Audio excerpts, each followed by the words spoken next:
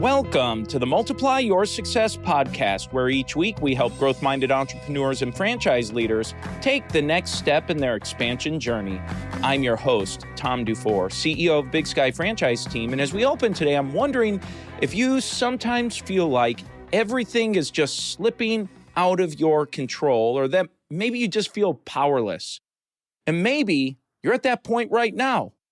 Well, if you've ever felt that way, or you might be in that situation today, you're going to love this episode. Our guest today is Steven Gaffney, and he shares with us how you can take control back and create what he calls unconditional power. Now, Steven is a leading expert on creating consistently high-achieving organizations, including high-achieving teams, honest communication, and change leadership. Steven has worked in more than 25 different industries and market segments over the last 25 years. He uses cross-discipline solutions and best practices from other industry sectors to bring fresh, innovative, and consistently successful approaches to his clients. He works directly with top leaders from Fortune 500 companies and associations, as well as the U.S. government and military. He's also an author, speaker, and trusted advisor. You're going to love this interview, so let's go ahead and jump right into it. Steven Gaffney, CEO of Steven Gaffney Company, and also Steven Gaffney Worldwide. Steven Gaffney Worldwide has the content that actually is distributed all over the place. Steven Gaffney Company is the training and seminars and keynotes and whatnot. Wonderful. Well, thank you so much for being here. And one of the drivers to coordinating and booking this interview is a book you released called Unconditional Power. So I'd love for you just to get started and give us maybe an overview about the book. And I always like to ask every author, what led you to want to write this book?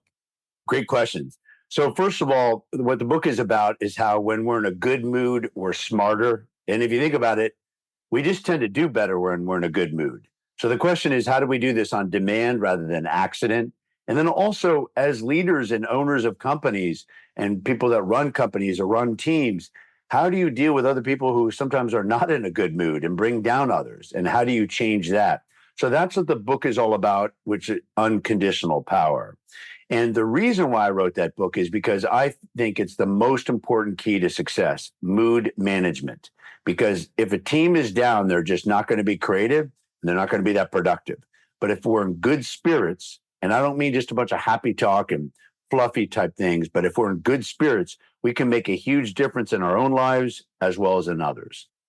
Well, very interesting. I love the concept and the ideas behind it. Really interesting.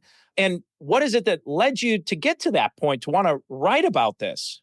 Well, a great question, because I have suffered from moods. I don't mean as in clinically depressed, but what I mean is I have been the kind of person that, like everybody, sometimes we get down.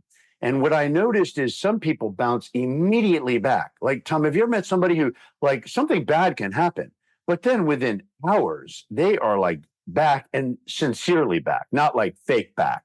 They're really just bounce right back. And then other people, they wallow in sorrow or wallow in pain or suffering, or however we want to language it. And then others are kind of in between. Well, I was an in-between kind of person. I wouldn't bounce immediately back, but it wouldn't take forever. But I was fascinated by how some people can bounce back so quickly. And then I realized whenever I am in great spirits, I'm way more productive and more innovative and whatnot. So what is it about them that's different from me? And I came up with that it comes down to 3 overarching moods, which we can talk about. And in the book, there's really 9 specific strategies about what you can do with yourself and with others to immediately, not for a long time, immediately change your mood. Like there's a strategy in there called intentional disruption. You're disrupting a pattern that's not working. And we can talk about how to do that. We can go in wherever direction you want. So people realize this is just not a concept, a nice idea, but exactly what you do for mood management. Very, very interesting. So for the mood management concept, and you started to describe 3 different types of people. So talk about that. What are those 3 types? When we look at mood, you can talk about happy, sad, whatever, but I actually found out there's 3 overarching moods we all get into in life. The first type of mood is the powerless mood, right? That's where we feel like, what difference can we make? We're only one person. And we all have felt that at times, right? In our business or our personal life or relationships or whatever the case may be, it's like, oh my gosh, this looks insurmountable. And we say, I'm only one person, which is actually accurate. We are only one person, and the situation can seem way out of our control. But that's one feeling of feeling powerless. It's like the state of resignation. The second state is where a lot of people are, but they think they're powerful, and that's called conditionally powerful. People who are conditionally powerful, that mood is where people say, I can get that done as long as, for example, I can get that done as long as the other person changes, as long as I have more resources, as long as I have better funding, as long as I have more time, as long as I have more strategic ways of viewing things. We always have an excuse, and those conditions are really legitimate. But the problem is we're letting those conditions run and limit our life. But the third mood is the desirable mood, and that's unconditionally powerful. Unconditionally powerful means that we recognize their conditions, their legitimate conditions, but we spend 100% of our time on what we're going to do about it. What exactly are we going to do about it? Let me give you an example.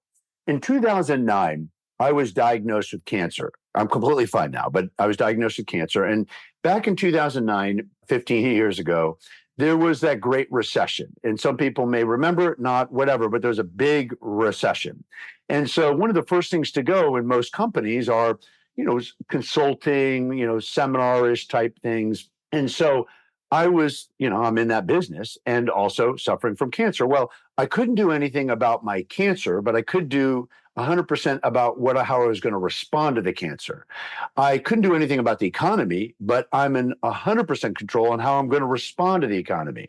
And so what I decided to do was take that as an opportunity and actually look at my business, and I retooled my entire business. And as a result, I've had my best years in business. It doesn't mean that I'm that smart. It's more about how we apply our time and our focus.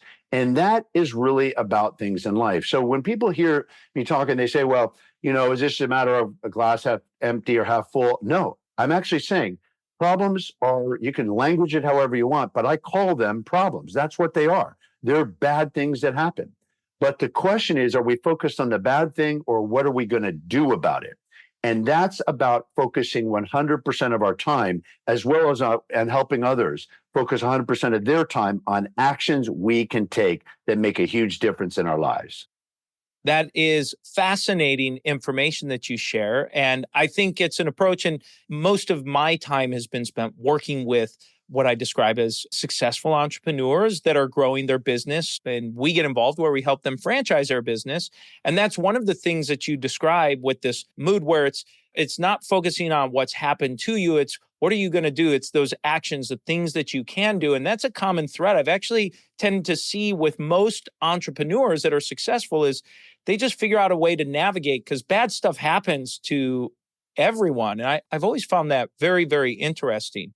I want to give people examples of really what we're talking about, how to instantly change our mood. One is intentional disruption through the art of questions, which we can get back to.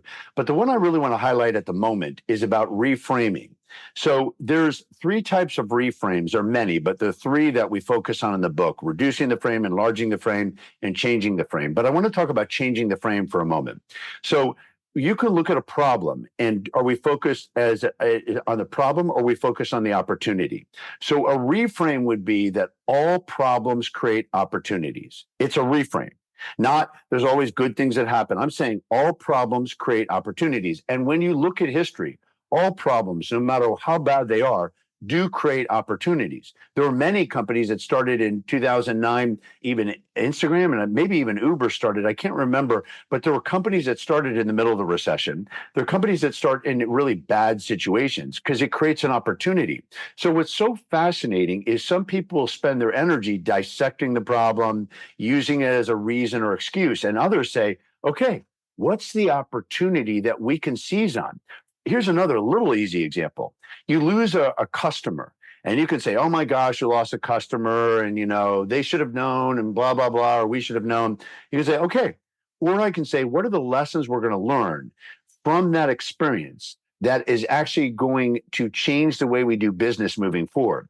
What's an opportunity in there that we didn't hit with that customer, and why we lost that could actually grow our business? And in fact, when we look at our life, Many of the time, the greatest successes came from the greatest failures, but we decided to look for what the opportunity and focus 100% of our energy on that. So whether we're talking about reframing or intentional disruption, or we can talk about other strategies as well, what are we going to do about it? But here's the key thought. And the key point, there's specific strategies to manage our mood and others that we can immediately use it that changes the dynamic of any relationship. Very interesting to think about. And those 9 strategies to achieve unconditional power, I mean, I'd love to talk through some of them. Let's take a very simple thing so people really get this. Let's take this podcast, for example. We can enter a podcast and you could say, and I'm sure you've had some tough guests, and hopefully I'm on the better side, but whatever. And you could say, well, I'll do the best I can, but there's only one person I can control, and I'm the host, and I hope the guest does well and responds well. Or you can say, well, no matter what, I'm going to make this a great podcast. And also as a guest, I can look at it like, well, I hope the host asked me the right questions. That would be kind of powerless, right? Conditional will be, I can do a great job as long as they ask me the right questions. Or I can look at this in an unconditionally powerful state and say, no matter what is going to happen, I'm going to do 100% of what I can do. That'll make a huge difference in this podcast. So I say this because it isn't about having grandiose ways of approaching life. It's about everyday interaction, even relationships at home. And so, are we viewing, well, I can be happy as long as they're happy, or as long as they tell me that what they want, or I can say, what am I going to do so I have the greatest relationship possible? And I'm going to focus on 100% of my energies on what I'm going to do about it. So there are many strategies, one was intentional disruption, the other is reframe. But let's go back to intentional disruption, for example, and the art of asking questions. So here's an example that's in the book, and you can immediately apply for the rest of our lives. And that is, ask this question, what would you suggest? So when somebody's negative and goes, well, Tom, I can do that as long as they do this, and, I'll do the best job, but, whatever excuse, you could say, well, what would you suggest we do? How do we move forward? Well, there's a lot of problems that I just, I'm faced with. I'm not sure I can get the right resources, the funding. So what would you suggest? What would you suggest? What would you suggest? Another great question is, what would it take for you to move forward? And a third question is, can you live with it? But the very first question, what would you suggest, can single-handedly change the direction of any conversation that goes from negative into a solution-oriented conversation by simply saying, no matter how negative the person is, well, what would you suggest we do? How do we move it forward? And that's an example of intentional disruption. So we're not going to be a victim of a conversation. We're going to say, I'm going to ask the question, because whoever asks the questions really controls the conversation. That's another example that's in the book. And so hopefully people can apply immediately in their lives. I'm thinking in my own mind when I've been in a situation with someone who is really in that powerless mood where I might ask, maybe not exactly the same way you just phrased it, what would you suggest? But something like that, to say, well, what do you think you can do about this? And they say, well, nothing. What happens if you're leading someone or having that conversation with someone and they kind of keep in that, well, there's nothing I can really do about it? How might you help someone work through that process?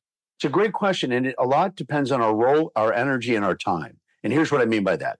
There are some that might be random conversations and you just don't want to participate in the negativity. And you might say, well, what would you suggest? And they go, well, there's nothing I can do. And you might say, okay, well, if ever you need help or for anything I can support you, please let me know. And I'm trying to politely exit out of the conversation. But if it's somebody I'm working with or somebody that I care for, what I might say is, well, my gosh, I have ideas of what you could do. But the bottom line is, what would you suggest? How do we move forward? And if you're open to it, we can have a dialogue about this, about what we could do or how we could work together. So what I'm politely doing is nudging into the solution-oriented kind of conversation. But what I'm not going to do is participate in only the negative part of the conversation. So it depends on that. And let me kind of answer something that you might ask me, and people often ask me. What if the person says, look, there's nothing I can do? Or how about this one? They ask you for advice. No, I'd like to hear your ideas. And then they start battling you. Like you'd say, well, what if you try this? Well, that won't work because of this. Well, what if you tried that? Well, what if you... And finally, you can say, look, I have ideas, but if you're not open or if you tried everything, look, I want to be there for you and I'm always open to things, but I'm not sure where else to go in this conversation. And sometimes if we really have a close friend, it's an important time to maybe give them feedback. Let me give you an example of that. There's a friend of mine. You ever meet one of those people that say, oh, yeah, I knew that. Oh, yeah, I knew that. Oh, yeah, I know that. Yeah, I know. And I said to him, it's interesting when we have conversations and you're often asking for advice or help, you look at the filter, you look at it through a filter of what you already know. When I'm seeking advice, I'm looking at for what I don't know. I discard all the things I do know, but I'm really focused on looking for what I don't know. And I don't try to spend my time debating people and justifying what I already knew because that's not working or I wouldn't be asking for advice.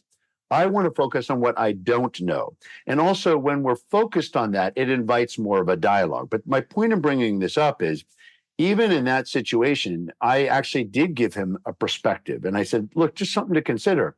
And do you know that completely changed the way he viewed things? Because he thought to himself, you know what? You're right. And sometimes when we have conversations and he starts out as, I know, oh, he stops himself. And so great friends give great feedback. And so it's all depending a lot on our relationship, the time and the energy on how we decide how much to push it. But here's the thing. What I want to emphasize is that we don't start to be a victim and say, well, they're bringing us down and they're causing us to be negative. No, we don't get to have that excuse. Just simply say, what would you suggest? How do we move it forward? We are in charge of our own happiness. Somebody said this to me years ago. Happiness is an inside job. We are responsible for that. And nobody can bring us down unless we allow ourselves to be brought down. So whatever the capacity, it still comes back to 100% on what are we going to do about that. Fascinating, great advice. And I've got 3 kids at home. So I think about business conversation, but quickly thinking, oh yeah, this is a great approach with my kids as well. These strategies, and I get hired by these big businesses and do work with AWS, Los Alamos National Laboratory, Marriott, Lockheed Martin, a lot of major organizations, and even in the gold mining industry and whatnot. But here's the thing: what's inevitable is I'm hired in those environments, but people apply it at home and save their marriage and do all kinds of great stuff because there is really no difference between business communication and personal communication. It's just how we apply the same strategies. Intentional disruption works at work and it also works at home. Reframing works at work, but it also works at home. So these are strategies we can all use. And I've learned them because I needed to learn them. I'm just fascinated by how much we can manage our own mood and the mood of others and the difference we can make in our lives as well as in others. It's a great lead into the next question I was thinking about. Part 3 in your book is talking about leading others and being a leader. Most folks that tune into this, they're leading. They're maybe the founder, the president, CEO, or the head of their department. They're leading a team of people, and they probably have a mix of folks in those 3 moods at any given point in time. So what are maybe some suggestions or techniques or ideas you have for helping leaders lead folks that are at various moods?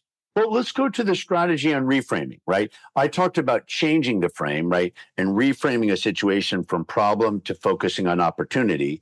But there's 2 other types of reframes too, besides changing the entire frame, and that is reducing and enlarging. So as leaders, reducing the frame is an excellent strategy when we want people to go in a certain direction and it seems insurmountable. Reducing the frame is basically simplifying things so it looks doable. Think about it this way. If we're going to change our marketing strategy and we're going to go after some new customers and change a lot of process and procedures, people can go in overwhelm and start to feel powerless or really conditionally powerful. But if I say to folks as a leader, look, we're going through this massive change. That's the big vision. But all we need to do is focus for the next 30 days on changing this one procedure and responding to customers within 24 hours by email and within 2 hours by voicemail. Of course, I'm making this up, but what I'm trying to say is simplify it so it seems doable.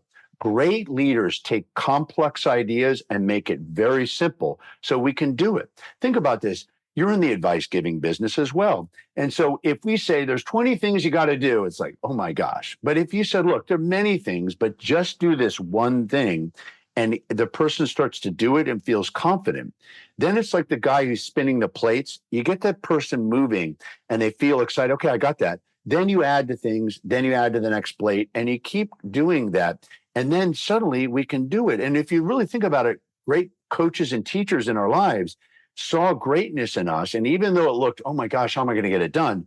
They helped us to say, okay, first do this and this. And they got us believing in ourselves and believing in the situation. So reducing the frame. Enlarging the frame is a great strategy to put it in a bigger picture. So for example, let's say you had a bad month. Revenue was down, profits were down, and people are down. And I can say to folks, listen, we definitely have our revenue is down and profit is down. I could say that, and obviously I have a truthful conversation. But then if I then say, but let's put this in the larger picture. We are part of a successful franchise that inevitably has been successful over the years, and we're going to do many great things. So although this is a problem, there are opportunities in that problem. And let's put this in a big perspective. It's not the end of the world. We just had a bad month. But now we're going to focus on what we can do about it. So if I put it in a larger frame, it's not spinning it. It's not saying it didn't happen. It's reminding people to put it in a larger frame. And when you think about it, and this is what gets me so excited about this, when you look back at people who bounce back from very tough situations, it's because they always put it in perspective. They're like, yep, that's a problem.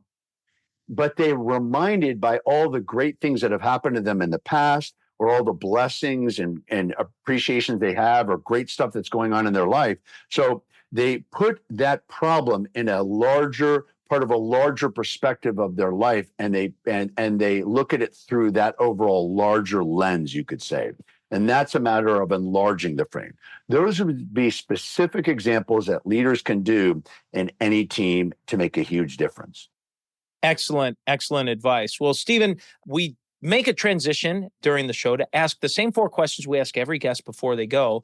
And before we jump into those, I just want to make sure you get a chance to let folks know, how can they get a copy of your book and learn a little bit more about what you're doing here?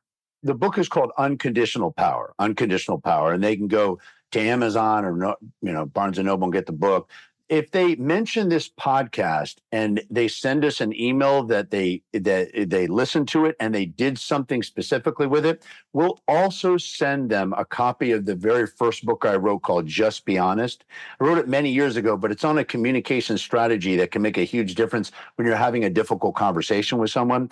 We'll send them the electronic version for free, and all they have to do is mention the show and share at least one thing they did differently in their lives. So that's whether they buy the book Unconditional Power or not. So obviously I want people to buy the book, not just to buy the book, but it's made a huge difference in people's lives. And that reframe and all those strategies in there that can make a big difference. But no matter what, send us an email. They listened to the podcast and they did something with it, and we'll send them the electronic version of Just Be Honest for free. So they go to our website, Just Be Honest. It's all right there. So justbehonest.com is where they need to go for our own website. Wonderful. Well, Steven, as we make this transition, the first question we ask every guest is, have you had a miss or two on your journey and something you learned from it? I've had many.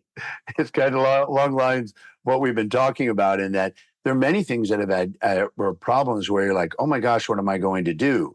So I remember years ago, I hadn't figured out how to sell consulting. And so I studied it, because the business was down, and I was, again, why are some people successful at selling consulting and that type of services, and why was I not?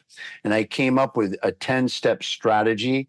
And out of that 10-step strategy, that helped us get over, well, it would produce millions of dollars in revenue, but that was a big game changer. But again, it was out of a problem. But again, I could talk about cancer. I could talk about, all various things where we just realized there's a problem in what's the opportunity, or the mood we talked about earlier, right? Where I've been down in life and I'm like, why can some people bounce back and I take a while to do that? So there have been many misses or problems or challenges, and I look at what am I going to do about this using the strategies that we talked about. So there are many, so misses in life. Fascinating. Well, and kind of a sidebar, thinking about your description there of where some folks, as you described yourself, feeling a little down, you see others bounce back quickly. It's interesting. I found in myself on the opposite side of that, where I bounce back very quickly. I'm that, person who, that quick recovery. And I look at someone else and say, why are you still down? I don't understand, So it's kind of interesting, the different vantage point on that. That's where these strategies are also helpful, because there's a tendency sometimes, and we've all been there, right? We bounce back or we don't see the problem, and we say lines that really don't help, but they sound like they would help. Well, we'll just cheer up, or well, don't get stressed. But have you ever been down in life and somebody goes, well, just cheer up? Or if you're stressed and they go, well, don't get so stressed. I mean, it doesn't work that way. That's exactly right. I know I have had friends and acquaintances and people I know, family over the years, where I'm like, come on, just cheer up, just get over it. What's the big deal? Like, move on.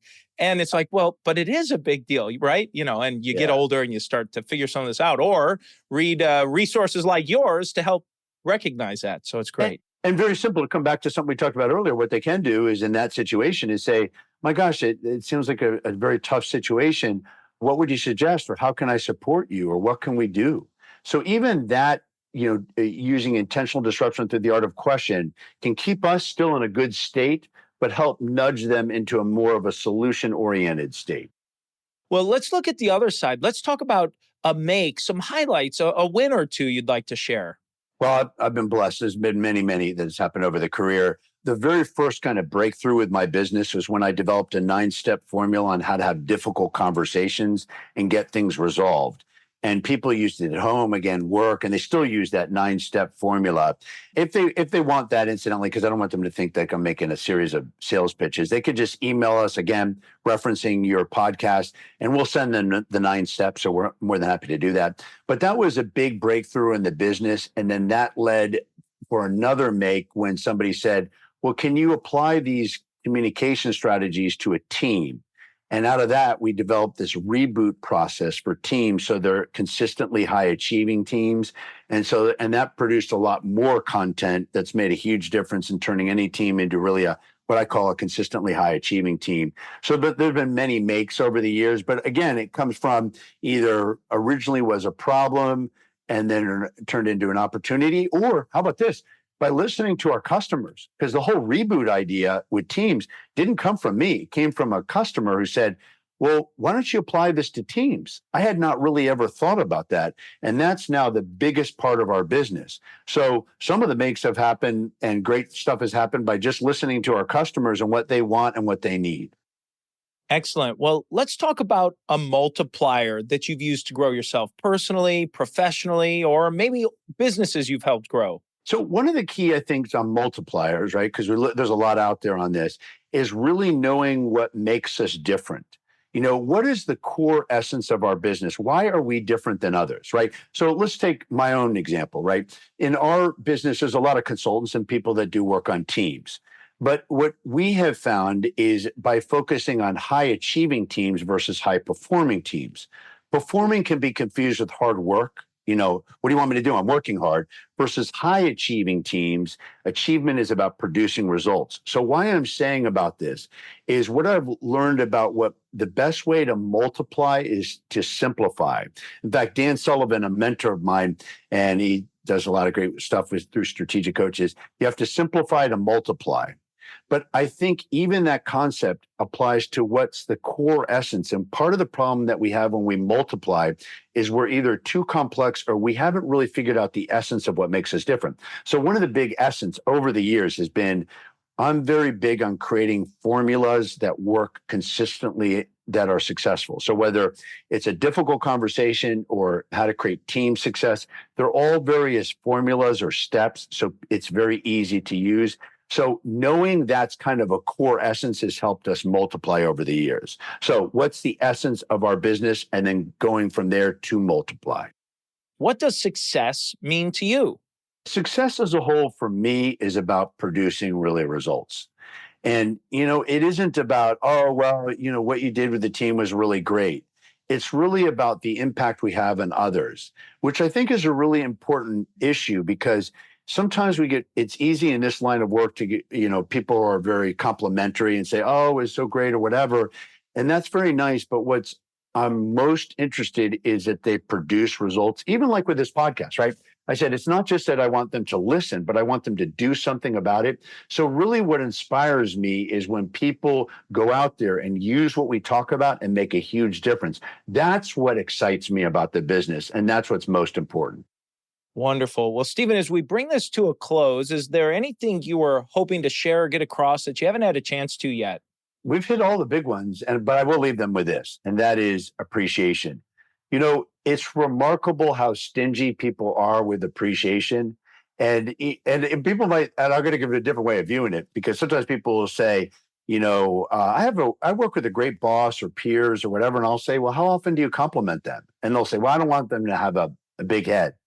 And I'll say, well, why don't you just acknowledge them and appreciate them? Or I've also worked with leaders who actually are working with people who haven't been achieving the best, but they start to show progress. And I say, well, what have you acknowledged them for that? Well, no, because they still haven't done all these other things. I'll say, well, have you ever met somebody who you feel like you can't get something right? You're never going to make them happy. But if you acknowledge people for what they're doing right, they're going to do more of that, which is something very basic but easy to forget. So I want to leave people with this, something we haven't talked about, and that is really about appreciating others. Nobody has ever left a marriage or left a work situation because they were appreciated too much. Can't stand it, too much appreciation. So what I'd like people to do is leave here and think about who's important in their life and just send them a nice note, and not about being touchy-feely, but you can make a huge difference in people's lives by just appreciating others. Steven, thank you so much for a fantastic interview. And let's go ahead and jump into today's 3 key takeaways. So takeaway number 1 is when Steven talked about mood management, and he said he thinks that's the number 1 factor to success, is being able to control your moods, to be in a good spirit or have good spirits.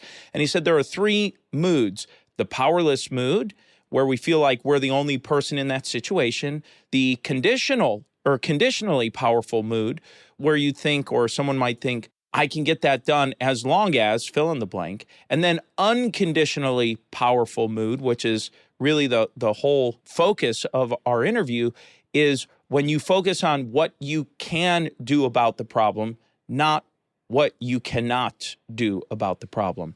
Takeaway number 2 is when he shared about intentional disruption in the art of asking questions. So when you find yourself feeling in maybe a powerless mood or even a conditionally powerful mood, to help get you to that unconditionally powerful mood, to ask questions like, what do you suggest? Or what do you suggest we do? And he said that's the first step to help transition your thinking back to problem solving and addressing what you're capable or able to do in that moment. Takeaway number 3, I love this line. He said, we are in charge of our own happiness. It's a saying, happiness is an inside job. And isn't that so true? Anything external, whatever might be going on, I know I can say that for me, that when I'm at my happiest, it's based on the inside, not on the outside. And now it's time for today's win-win.